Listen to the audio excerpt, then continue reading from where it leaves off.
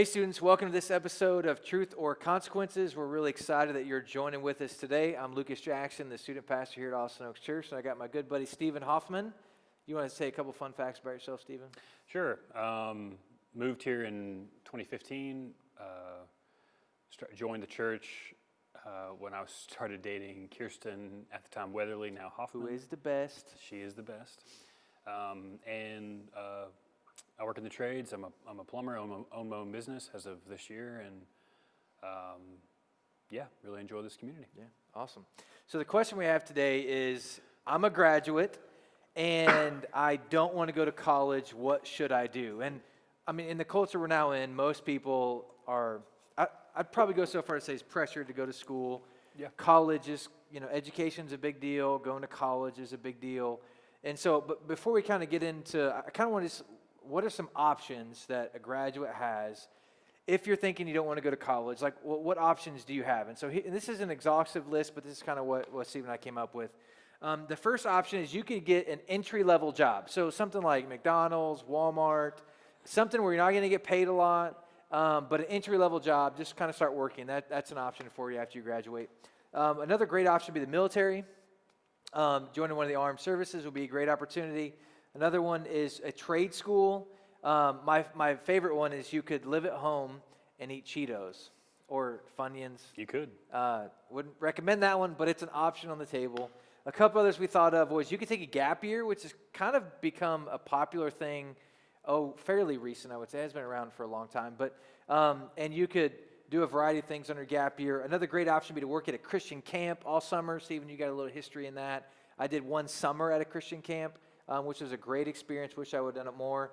And another great opportunity is maybe go on a year-long missions experience. Like we have great connections in Reynosa, Mexico with Ray Hansen, and maybe you just go on the mission field for a year. And so those are kind of just some of the options that are on the table for anybody who graduates and is looking at the next phase of life. And if they don't want to go to college, Stephen, give us some of your thoughts and input on some of the trades and kind of your route that you've kind of taken and that kind of stuff.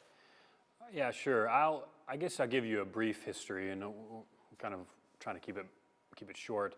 A brief history of like what I chose to spend my 20s on, and I think that's a good way to describe it, because your 20s are a currency, and you can spend them a lot of different ways, and the world is going to promise that if you spend them this way, a certain way, that you've really set yourself up well. Is the phrase I heard a lot whenever I was coming through high school. It was making decisions about my next phases of life. It's like, you really want to set yourself up well so that you can get the job and the house and and everything, and then you'll be secure. Yeah. And I think there's a few wrong turns you can make there, because you're motivated by good things put in the wrong places. Very true. So I'll just kind of tell you what I chose to do, and maybe kind of give some. Retrospectively, maybe some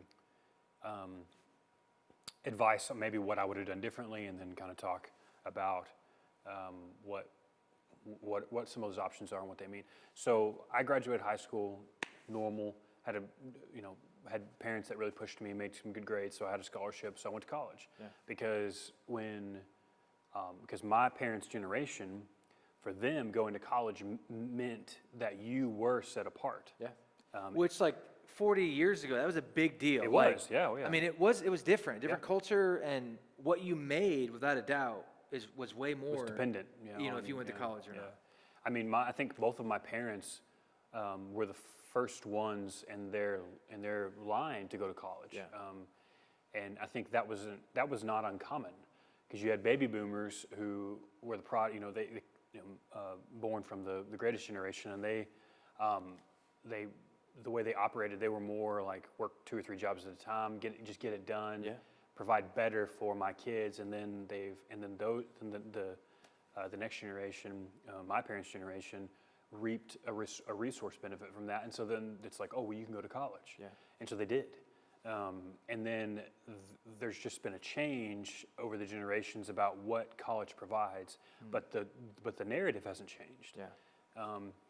And so even my generation, we all woke up one day after we were promised. I can remember in my mind being in college and looking at like tracks and what those tracks would yield pay-wise, and being promised a certain level of a job, a certain pay, a certain this, a certain that, upon exiting college with a degree. And the problem is that at some point or another, how this happened, when this happened, I'm not an expert, I just know that it did happen, is that a college degree no longer set you apart from your peers anymore. Yeah. It stopped doing that. It stopped providing the incentive for an employer to employ you. And so the joke, and it's kind of dark humor, but the joke is in my generation is, you need experience to get a job. Well, I need a job to get experience. Yeah. You know, like that's the joke that my generation woke up with whenever they graduated college. Yeah. And so, and when you say your generation, you're talking like you're a millennial, right? Yeah, I'm a millennial. Okay, I guess I am. I'm at the like on the tail end of it. Yeah, I'm on the tail end of it, but I for sure am. Yeah. And I think for the sake of, I mean, there's all the memes and all the stereotypes about a millennial, and some of them are valid. Yeah. I mean, they are, but so I think that timeline really has needs to affect what we tell the next, like the kids that are in our youth group and our high schoolers. Yeah. We need to be telling them, not do this or do that, but telling them like the reality is. Yeah. Look, going to college does not mean you're going to wake up with a even a $55,000-$60,000 job when you graduate, which isn't.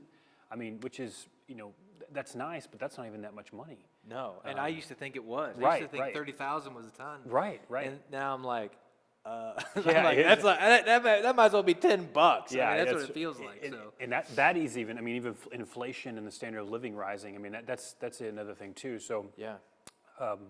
Anyway, so what I chose to do with my 20s. So I graduated high school. I went to college on the scholarship. Graduated college, did pretty well. Psychology, right? Yeah, and then even in that track, I went from computer science and I did an internship with computer science and hated it. So you were like, computer science, no way. No way, okay. I'm out. So I did 1 year of gen eds, and then 1 year starting into the track of computer science. And then that summer, following my sophomore year, or no, I guess it was following my freshman year. Yeah. I did an internship and hated it. And I had in my mind, I had a preconception of what software development would be like, blah, blah, blah. Yeah. It just did not turn out. And that's a point of note. We'll come back to that because I think that's really key. It is. Because you can really romanticize a profession to the point where you think, oh, I'll really enjoy that.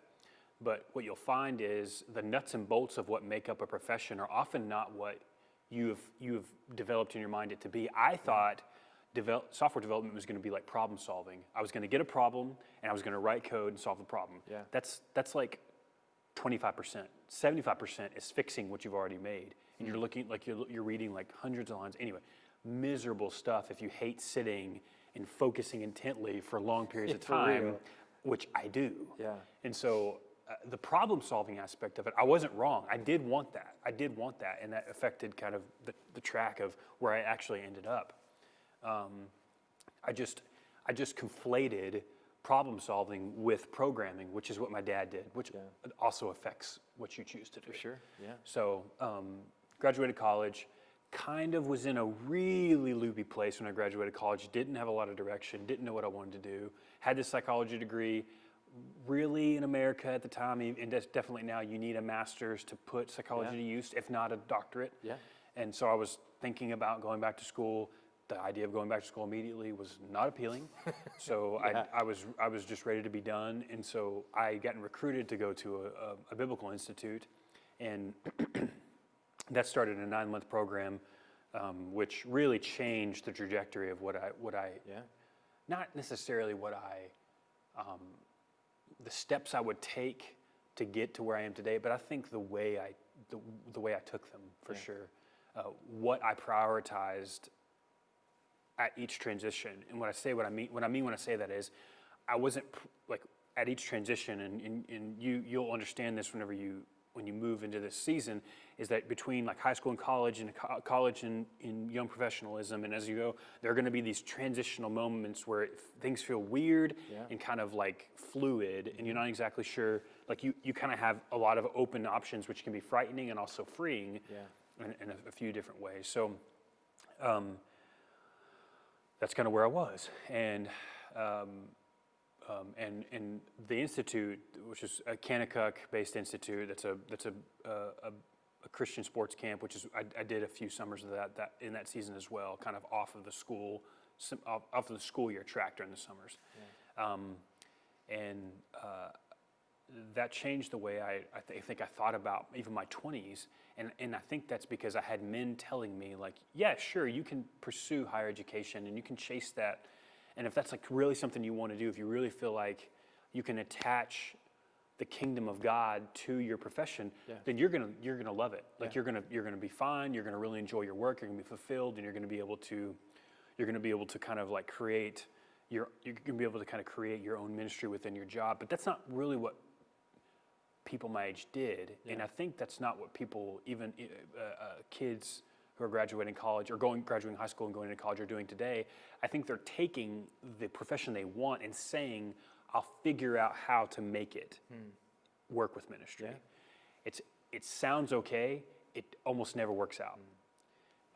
And here's why: because you pursuing the job and then saying, I'm going to do the job in order to do the thing I want to do is going to suck the life out of the thing that you want to do. Yes, it will. And I've got plenty of friends who I connect with now, and they got the job, they got the wife, they got the husband, and they've pursued the thing that they thought they wanted to do, and then they wake up one day, they have no community, they're feeling like sluggish in ministry, and they realize I got to change something. Yeah. The different values drove what they did, and they turned out those values didn't give what they thought they were going to give. Yeah, and you and I were just talking about this. Not to point a finger, I think this is just more a general statement about what parents want for their kids. Parents want better for their kids. Yeah, which is an honorable thing. It's super honorable. Like, being a dad of littles like that, I get that. I totally get that. Yeah, it's high value. Yeah.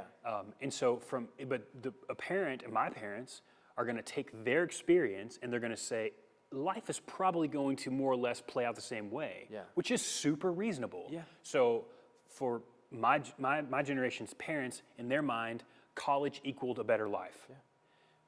So my kids must do the same thing. Yeah. And so, but we've got to start changing the way we express the next possible steps to our kids. We can't keep beating our head against the same wall. It's not yielding the same results as it once did. Without a doubt. Now let's say, like, if my daughter wants to be a doctor. Sure.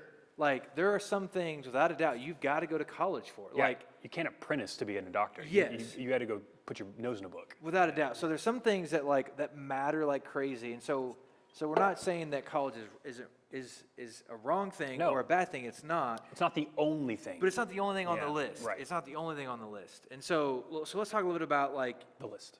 Well, we've talked about just the list, but specifically for you, Stephen, like, you're in the trades. So you're a plumber. Sure. So, like, because I think there's the biggest value I think of, like, parents that have and that students that have when they think about what they want to do for life is, like, I want to make a lot of money. Yeah. And that's great. Like, there's nothing wrong with that. But, like, let's talk a little bit about trades, because trades have a stigma. Sure. And which is not really a reality anymore. No, it's not. And so let's just talk a little bit for a few minutes here about, like, trades and why those are a good option on the table, especially if you're a student, like, you hate school. Like, I mean, I know plenty of people that, like, look, you got to go to high school and you got to finish, like, that's by law, so you need to do that. But, like, when it comes to, like, higher education, all that sort of, like, if you hate school, like, there's other great options, and you're not a failure if you don't go to college. And I think that's the narrative that has been prevalent is, if you can't go to college, there's movies made with the guy who didn't go to college. Yeah. And that's like, oh, now he's balding, he's got the long hair, and he's in his mom's basement, unshaven, fat, eating Cheetos, playing video games. Yeah. And I think that's just not reality anymore. Yeah. It's not. So trades, I think there is a preconception. I actually worked a little bit this morning. I'm a little bit dirty.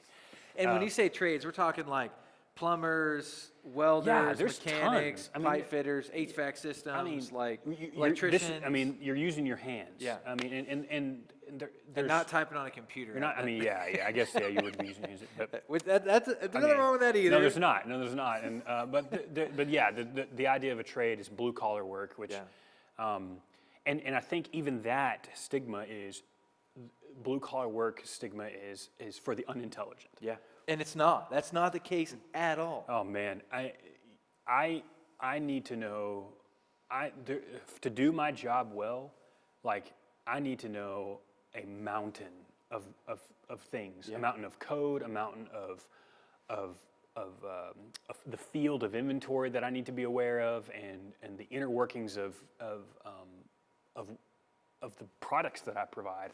I mean, it never ends. Yeah. I mean, you chop down one tree and there's 10 more to replace it as far as like the knowledge that you have to cover. And like you talk about, I mean, and of course, but you might meet a plumber and you might think, oh, well, that guy's kind of a goofball. I mean, maybe, and you get this preconception of what it's like, or a preconception of what electricians are like. And I think those things, they do attract maybe somebody who didn't pursue higher education, mostly because you can learn it from just walking next to another person. Yeah, it's a legitimate apprenticeship. Yes, and so you can at least become nominally competent and then make a decent living for yourself. And I think there's I think that is conflated with you have to be that it's only for the unintelligent, which just isn't true. And man, and that also that goes hand in hand with the misconception that you can't make money. Yeah, which is not the case at all. It's not the case. I mean, you can make a slew of money in the trades. Yeah, and you don't, and then again, the misconception is, well, you must gouge people. You must Which is gouge. not- yeah. Again, not true. Yeah. It is all about, and I was even in a conversation with a builder some months ago about this, because he was, we were having a discussion about pricing, and he had some sticker shock with the price that we gave him, and he was like, man, that's a lot per day. And I said, well, go find somebody else who can do the same job at the same pace, with the same level of excellence. And I said, the problem isn't the actual actions your hands do. The problem is supply and demand. How many guys are there like me? Yeah. How many guys? And there's not enough, if Right. my understanding, No, that no, when it there's comes not. to trades, Yeah.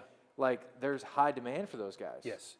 And so, Or and- gals. and- either yeah, one. yeah, and that's basic economics. And there's this narrative that is just pounded into my head, pounded into the heads of guys that are coming through high school right now. That, oh, you might do it a little bit as far as you defer real life in order to do this for a little bit, because that really is the story that we tell our kids is real life starts when you finish college and you get that young professional job, suit and tie, go to work. And I'm telling you, some guys, man, that's what they need to do. Yeah, without they a need doubt. to do that. Without a doubt. But there are plenty of guys who are doing that need to be in a ditch with me. Yeah. I mean, they need to be under a house plumbing it. They need to be learning how to run wire for an electrician and becoming a master. And not because they're not smart, but because they will be happier. Yeah. I am way happier doing what I do for a living than I would ever be making $150K doing a doctor or sitting in front of a computer all day. Yeah. The money is not what's important at all. And you learn that, I think, as you get older. You think that, oh, if I'll just get a whole lot of money. Oh, by the way, being poor or not having a ton in your 20s is good for you.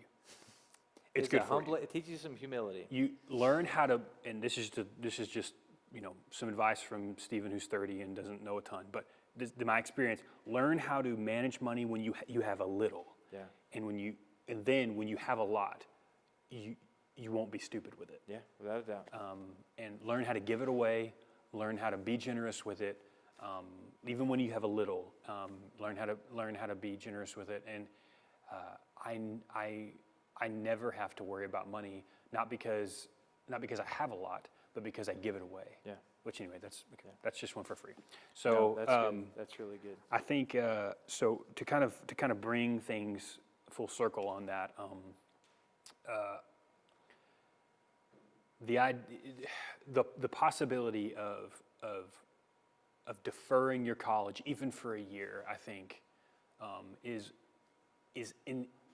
very, very important, because you detaching from what you've always known, which what you've always known is fine. Yeah. Because you needed to. You're a dependent up until that point. So you're 18, detaching from what you've always known, like getting an apartment, getting a car payment, paying your own insurance, paying your own rent, buying your own food, learning to cook, learning to take care of yourself. Mom's not there to do your laundry or make your bed anymore. Without a doubt. Learn how to do those basic things and get a job for a year. Yeah. And then figure out what life is really like. Yeah. Working a job, and then kind of poke your head into some different things that you like. Poke your head into the thing that you think you want to do. Yeah. Go if you want to. We talked about this earlier. If you want to be a nurse or you want to work in the medical field, go to a medical office and ask them. Okay, how do I become a gopher for you? Yeah, for real. How, and by the way, this idea that when you graduate high school or you graduate college, you should be making 15 an hour, 16 an hour, 17 an hour, whatever. You're not worth 15 an hour yet. It's total garbage. Not yet. Lord willing, one day. I have employees, and when I hire an employee, one of the first conversations I have with that employee is like, I'm going to pay you enough to live on, especially as a young man. But what I give you, I need to see in return to a certain degree. Without a and doubt. the only way you can do that is by learning and by watching and listening and hustling. Yeah. And if I can't see that you're doing that, then why would I give you more per hour when I'm not getting it returned to me? For real. And I think there's this idea that showing up and having a pulse means that you're warranted and you have the right to a certain amount per hour. And I just think, I think what you're going to find is you're going to be really frustrated, really bitter, and you're not going to be able to get a job. Yeah. So another piece of advice: turn off your need to be a certain anything, to humble yourself, go to the industry that you're very, very interested in, and say, I will do whatever. Yeah. I'll do whatever to rub shoulders with the people that I want to be like. Yeah. Like if you want to be a neurosurgeon, go figure out how to get into a neurosurgeon's office and do whatever it is that you can do in there, and then work your way up. That entitlement is poisonous. It's poisonous, and man, you talk about turning an employer off. I mean, oh yeah, it doesn't matter. Even if you were a 10-year plumber and you came to me and you knew how to do everything I know how to do, and that there you have an entitlement, I'm not going to hire you. Yeah, there's no way. Yeah, crazy prideful, no humility. Like no. And you're good at your job, I'm still not going to hire you. Yeah. I don't want to deal with it. Yeah. So no, that's good. That's anyway, good. I think what else? Yeah, no, that's good. And so so really, we're not bashing college. We're not bashing higher education. No. Because I went to school. I got my first master's and worked on a second. So education's important. Yet we just want students to understand there's a lot of options on the table. And and maybe you're a student that parents are forcing you to go to school. And that's another subject for another matter that you're going to have to deal with. Honoring your parents, and that's tough. That's tough. But just know that you don't just have to graduate and then go off to college. There's a lot of great options, and you're not a failure if you don't just go to school right away. You're not a menace to society. And so now that we've kind of talked a little bit about it, I have one Bible passage, Ephesians 4:28, that I want to read here, and it says, "Let the thief no longer steal, but rather let him labor, doing honest work with his own hands, so that he may have something to share with anyone in need." And I've seen that even with you, Stephen. You take what the Lord has blessed you with and the gifting that you have, and you've served other needs with that gifting. And so God allows us to work, to provide for our families, for us to lead our families, but also to help serve other people. And I'm stoked that we can do that. So the consequences, if we don't embrace the truth that if you just believe you have to go to college, if you've embraced that, what is the consequence of that? And I think we've seen that, and you've hinted towards that, and the fact that, like, everybody goes to college, they have a ton of debt, they graduate, they expect what is due to them, and they, work at Starbucks and make $8 an hour, which isn't a bad thing. But just there's an entitlement that takes place. There's a lot of a pride that takes place. Yeah. If you don't believe the fact that, like, there's a lot more options than just college on the table. So. Well, the joke is, from my generation, the joke is you need experience to get a job. Well, I need a job to get experience. That's the joke, right? Yeah. And so, and that has, man, golly, the bitterness in my generation surrounding what, it was whispered to us even from young high school days, like, go to college, everything will work out. Go to college, everything will work out. And just over and over and over. And then we all woke up one day and it was like, we all went to college. We all went to college and woke up one day and we've got like $20,000 in debt or more, some guys more. And it's like, the job that where's my job? Yeah. Where's my job? I shouldn't have to hustle for it. I did what I was supposed to do. I did what I was told. Yeah. So there's, the finger, I'm not trying to point fingers at anybody. Sure. I am saying that we need to acknowledge that that track isn't the only track anymore. Yeah. And so the consequences of not acknowledging it and just saying, yes, send everybody to college, make them all go, well, somebody's got to pay for it. And the idea of the government, and I know there's the agenda of getting free tuition is around. I just don't know who's anyway. I don't Someone's going to pay for it. Someone's going to pay for it. So, it's not free. No, so, it is not. It is not. So anyway, probably you are going to end up paying some for your college, no matter what happens in the next 10 years. Yeah. And you need to really decide if the debt that you're incurring is going to give you the leg up that you're sure that's going to give you the leg up. Because otherwise, like the things that you're going to get trained to do in college or whatever, if you're willing to hustle at an entry level position, you'll get there. Yeah. You'll get there. Now, people like if I'm gonna, okay, let's say I have two people in front of me, and I think this will really maybe can give this analogy will really put this to rest. I have two people in front of me. One went to trade school for 2 years to study plumbing and knows every code in the book, and so I don't have to like baby him a lot. Yeah. I don't have to steer over his shoulder. He knows what he's doing, but he kind of slacks off. His work ethic is so-so. Yeah. And I've got this other guy has never stepped foot on a job site, has no idea what a screwdriver looks like, and he's a hustler. I'll take one of him over 5 of the other guy any day of the week. Yeah. Any day of the week. And that guy didn't have any skill yet. No skill. But no he'll skill. get it. Exactly. Because he'll hustle. I can train him. Yeah. I can train him to do all the things that I know how to do because I trained to do it. And I think that's not true of every trade or of every profession, but plenty of professions it is true.